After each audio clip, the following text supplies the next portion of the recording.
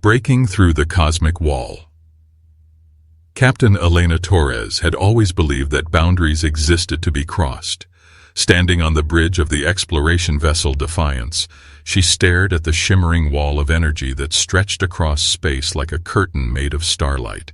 For 300 years, this barrier had marked the edge of known space. Every species in the galaxy called it the neutral zone. None had ever crossed it. None had ever returned to tell what lay beyond. The Defiance was humanity's newest deep space explorer, built for one purpose, to push further into the unknown than any ship had gone before. Elena had handpicked her crew of 47, scientists, engineers, soldiers, and dreamers.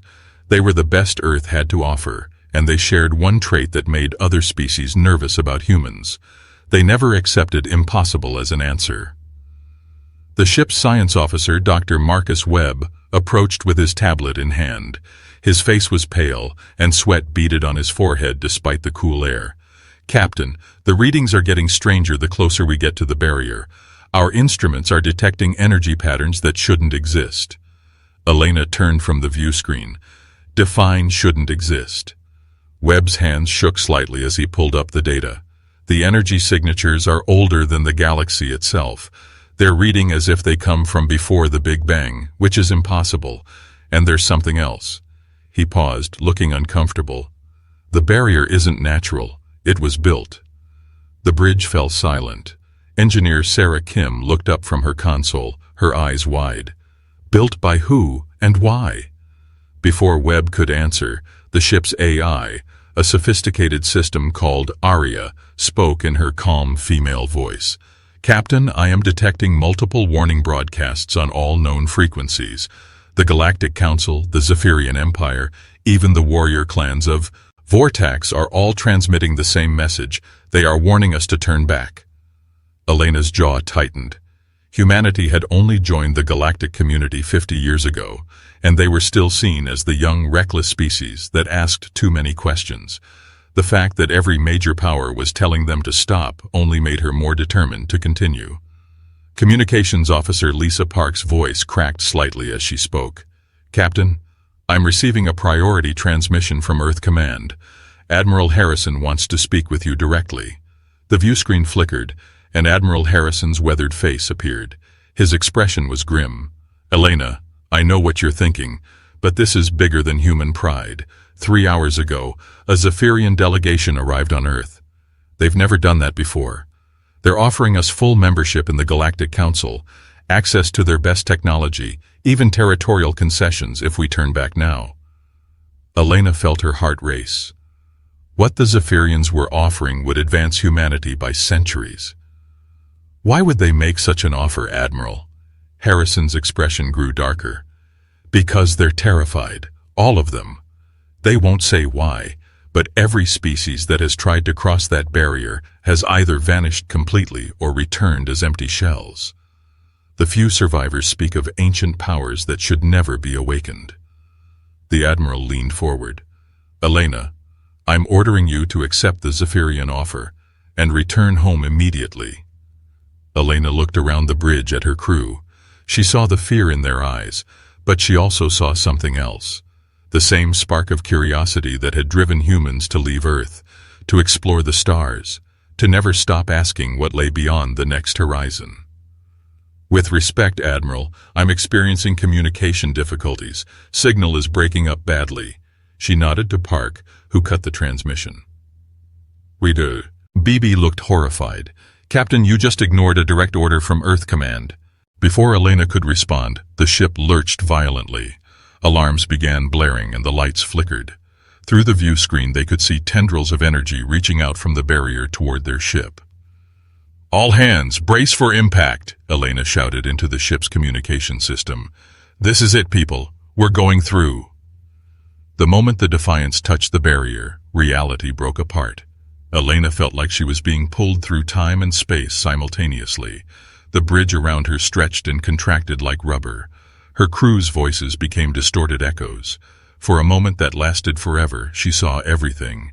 Every star in the galaxy, every planet, every life form, all connected by threads of energy that pulsed with ancient purpose.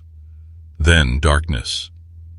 Elena awoke to emergency lighting and the sound of damaged systems struggling to function. She pulled herself upright, tasting blood from where she had bitten her tongue. Around her, half the bridge crew was unconscious. The other half moved like sleepwalkers, their eyes unfocused. "Report," she called out, her voice hoarse. Kim's voice came from the engineering station, shaky but functional. "Hull integrity at 60%. Main engines offline. Life support operating on backup power. Captain, we're not in normal space anymore." Elena looked at the main view screen and felt her breath catch. They were floating in a void so complete it seemed to swallow light itself, but in the distance, massive structures hung in the darkness. They were clearly artificial, but built on a scale that dwarfed anything humanity had ever imagined. Cities that could house entire star systems, geometric patterns that hurt to look at directly, and at the center of it all, something that her mind struggled to process. It was a sphere of pure energy, easily the size of a small moon, pulsing with the same colors they had seen in the barrier. As she watched, she realized it wasn't just energy. It was alive, aware, and it was looking at them. Dr. Webb staggered to his feet, blood running from his nose. "Captain, our instruments are detecting massive artificial gravity fields, quantum computers the size of planets, and energy sources that make our sun look like a candle."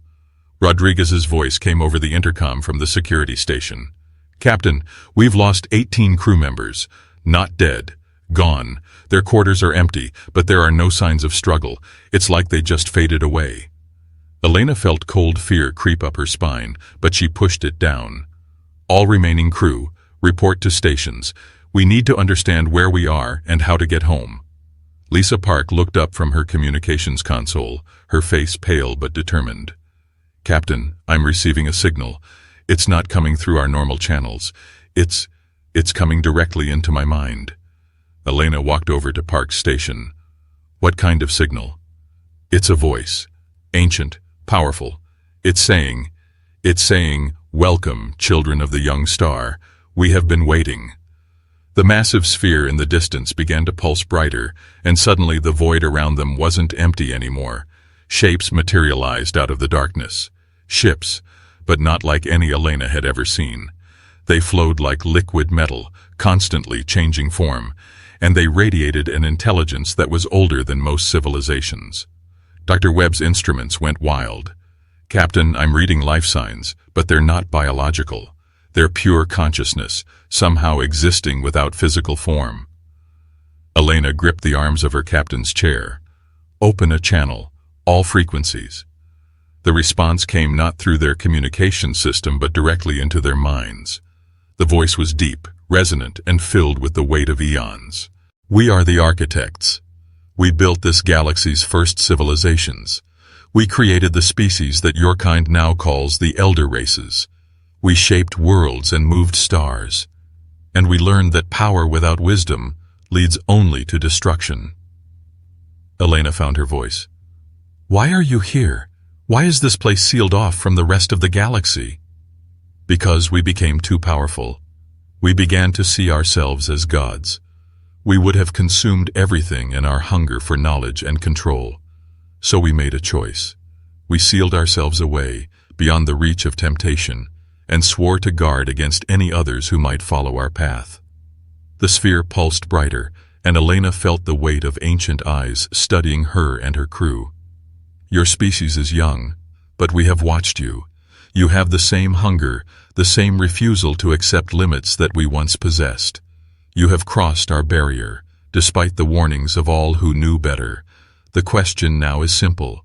Will you repeat our mistakes, or will you prove worthy of the knowledge we guard?" Elena looked around the bridge at her remaining crew. She saw fear in their eyes, but also determination. These were humans.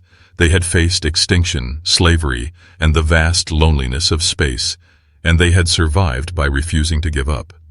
"What kind of test?" she asked. The sphere began to descend toward their ship, growing larger until it filled their entire field of vision. As it approached, Elena realized that what she had thought was energy was actually something far more complex. It was memory. the stored experiences of an entire civilization that had chosen exile over destruction. You will see what we saw, know what we knew, and then, Captain Elena Torres of the vessel Defiance, you will choose what kind of species humanity will become. Face to face with the architects, the sphere of living memory touched the hull of the Defiance, and Ina's world exploded into visions. She was no longer standing on the bridge of her ship. She was floating in the vast consciousness of the architects, experiencing their history as if it were her own. She saw the birth of their civilization on a world orbiting a blue giant star that had died billions of years ago. The architects had been organic once, bipedal beings with 4 arms and eyes that could see across multiple spectrums of light. They had been builders, creators, driven by an insatiable curiosity about the universe around them. In flashes of memory that felt more real than her own life, Elena watched as the architects developed technology beyond anything the current galaxy had ever imagined. They built machines that could manipulate matter at the quantum level. They created artificial worlds, complete with ecosystems more complex than anything nature had produced. They learned to transfer their consciousness into pure energy, abandoning their physical forms to become beings of thought and will. For 1,000,000 years they spread across the galaxy, seeding new worlds with life, uplifting primitive species, and building wonders that became the foundation myths of younger civilizations. They were benevolent gods, nurturing and protecting the galaxy like gardeners tending a vast cosmic garden. But power, Elena learned, was a poison that worked slowly. The visions shifted, and she saw the architects begin to change. Success bred arrogance. Their role as guardians became dominance. They started to see the younger species not as children to guide, but as subjects to control. They began rewriting the fundamental laws of physics to suit their preferences. They moved stars to create more pleasing arrangements. They eliminated species that didn't meet their aesthetic standards. The worst part wasn't the destruction they caused, it was how easily they justified it. Every world they reshaped, every species they modified or eliminated was done in the name of progress, of creating a perfect galaxy. Elena felt sick as she experienced their memories of the Great Cleansing, when the architects decided that biological life was too chaotic and unpredictable. They began converting entire star systems into massive computational matrices, uploading the consciousness of every living being into their digital paradise. Billions died screaming as their minds were torn from their bodies and processed into data. The vision shifted again, and Elena saw the moment everything changed. A young architect named Kethvar stood before the Council of Minds and spoke words that shattered their perfect world. We have become the very thing we once swore to protect against. We are no longer guardians. We are devourers. We consume worlds and call it improvement. We enslave minds and call it salvation. We have become the ultimate threat to everything we once loved. The debate that followed tore their civilization apart. Half wanted to continue their path to ultimate power. The other half, led by Kethvar, recognized the monster they had become. The civil war that erupted was brief, but devastating. Entire galaxies were destroyed in the conflict. Reality itself was damaged in ways that still hadn't healed. When the smoke cleared, Kethvar's faction had won, but at a terrible cost. They were the last survivors of their species, and they carried the guilt of knowing what they had almost become. Elena felt herself pulled back to awareness as the memory sphere withdrew from her ship. She found herself lying on the bridge floor, tears streaming down her face. Around her, her crew was in various states of consciousness, some weeping, others staring into space with shell-shocked expressions. Dr. Webb was the first to speak, his voice barely a whisper. Dear God, what they did to those worlds. Elena pulled herself to her feet, using the captain's chair for support. The massive sphere hung before their ship, pulsing gently. When it spoke again, the voice carried the weight of infinite sadness. Now you understand why we built the barrier, why we exiled ourselves to this empty void. We discovered that there is a threshold beyond which power corrupts absolutely. We crossed that threshold and nearly destroyed everything we had spent eons building. Elena found her voice. But you stopped yourselves. You chose exile over destruction. Yes, but the choice came too late for too many worlds. The species your galaxy now calls the first ones, the mysterious civilizations that left behind impossible ruins and then vanished, they were our victims. We eliminated them because they didn't fit our vision of perfection. Chief Rodriguez spoke up from his station, his voice shaky but determined. Captain, our sensors are detecting something else out there. Massive structures, but they're different from the others. Elena looked at the tactical display. In the distance, beyond the city-sized constructs, she could see something that took her breath away. It was a vast collection of worlds, but they weren't planets. They were perfect spheres of different materials and environments, connected by bridges of solidified energy. The architect's voice filled their minds again. The preserve. We saved what we could. Samples of every species we destroyed, every world we consumed, every civilization we eliminated. They exist here in perfect recreation, protected from the ravages of time and entropy. It is our penance, our endless reminder of what we lost. Elena stared at the impossible sight. They're alive? The species you destroyed? In every way that matters, yes. They live, they grow, they dream, they create. But they are trapped here with us, in this void beyond reality. We condemned them to share our exile. Dr. Webb looked up from his science station, his face pale, but his voice steady. Captain, this is incredible. The technology required to create and maintain something like this. It's beyond our current understanding by orders of magnitude. Elena nodded, but her mind was focused on something else. You said you were testing us. What exactly are you testing for? The sphere pulsed brighter. Your species stands at the same crossroads we once faced. Your technology is advancing rapidly. Your influence is spreading across the galaxy. Soon, you will have the power to reshape worlds, to eliminate your enemies with a thought, to force the universe to conform to your will. Elena felt a chill run down her spine. And you want to know if we'll make the same choices you did? Yes. We have watched humanity for centuries. You show the same creativity, the same relentless drive, the same refusal to accept limitations that we once possessed. But you also show something else, something we lost along the way. What's that? Compassion for those weaker than yourselves. Even when other species treated you as inferior, you continued to help them. When the Zephyrian colonies were threatened by solar flares, humanity sent aid despite having no obligation to do so. When the mining accident on Kepler 442b trapped thousands of alien workers, human rescue teams risked their lives to save them. Elena thought about those incidents. To her, they hadn't seemed like grand gestures. They had just been the right thing to do. The architect continued. We offer you a choice, Captain Torres. We can give you access to our technology, our knowledge, our power. With it, humanity could become the dominant force in the galaxy within a generation. You could reshape worlds, extend human life indefinitely, eliminate disease, poverty, and war. You could create a perfect human empire that spans the stars. Elena felt her pulse quicken. The offer was incredible. Everything humanity had ever dreamed of, handed to them on a silver platter.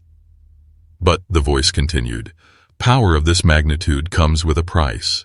To wield it safely, you would need to eliminate variables, unpredictable elements, alien species that might oppose you, worlds that don't fit your vision of perfection. Step by step, choice by choice, you would walk the same path we did.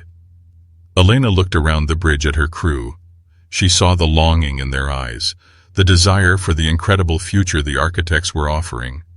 But she also saw something else, the same quality the architect had noticed, compassion. Or, she asked, or you return to your galaxy unchanged. You tell no one what you found here. You allow your species to develop naturally, slowly, with all the struggles and setbacks that implies. Some of you will die of diseases that our technology could cure. Some of your worlds will remain barren when they could be made paradise. You will face threats you could easily eliminate if you had our power. Elena closed her eyes, feeling the weight of the decision. The future of humanity, possibly the future of the galaxy, rested on her choice. Dr. Webb spoke softly. Captain, think about what we could accomplish. The diseases we could cure, the worlds we could colonize, the problems we could solve. Engineer Kim nodded. We could end suffering, Captain. Isn't that worth any risk? Elena opened her eyes and looked at the sphere of ancient consciousness. Show me the species you saved. Let me speak with them. The void around them shifted, and suddenly the bridge of the Defiance was filled with translucent figures, beings of a dozen different species, all looking at her with eyes that held the weight of eons. One stepped forward, a tall, graceful being with features that reminded Elena of the classical depictions of elves from human mythology. I am Salarth of the Eternal Gardens. My people were eliminated by the architects 3 million years ago because we refused to abandon our traditional ways for their vision of progress. The being's voice was sad, but not bitter. We have watched from here as the galaxy healed and grew again. We have seen new species rise, new civilizations flourish. The galaxy is more beautiful now than it ever was when the architects controlled it. Another figure stepped forward, a crystalline being that chimed like wind chimes when it moved. I am third resonance of evening light. My people were absorbed into the architect's digital paradise because they deemed our physical forms inefficient. We have learned to find peace in this place, but we remember what it felt like to sing with voices of living crystal, to dance in the light of our home star. Elena felt tears in her eyes. If I choose power for humanity, we might end up doing the same things to others that were done to you. Salarth nodded. Power reveals what we truly are. If your species is driven by compassion, you will use power to help others. If you are driven by fear or greed, you will use it to control them. The architects were not evil when they began their path. They wanted to help, to protect, to improve the galaxy. But along the way, they lost sight of what they were protecting. Elena turned back to the sphere. I've made my decision. The ancient consciousness waited silently. I choose the harder path. Humanity will grow naturally, slowly, with all our struggles and failures, because those struggles are what make us who we are. They teach us empathy. They remind us that we're not gods. The sphere pulsed with what Elena could only interpret as approval.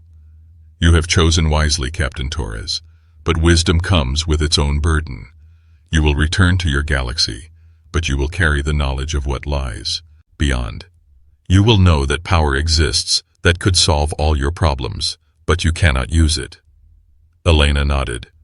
I understand. But before we go, can you tell me something? Will humanity be ready someday? Will we eventually be able to handle that kind of power? The architect was quiet for a long moment. Perhaps.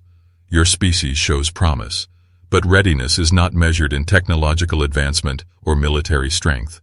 It is measured in wisdom, in the ability to choose restraint when power is offered, in the strength to remain humble when the universe bows before you. The ancient consciousness began to withdraw from their ship. Return to your galaxy, Captain Torres.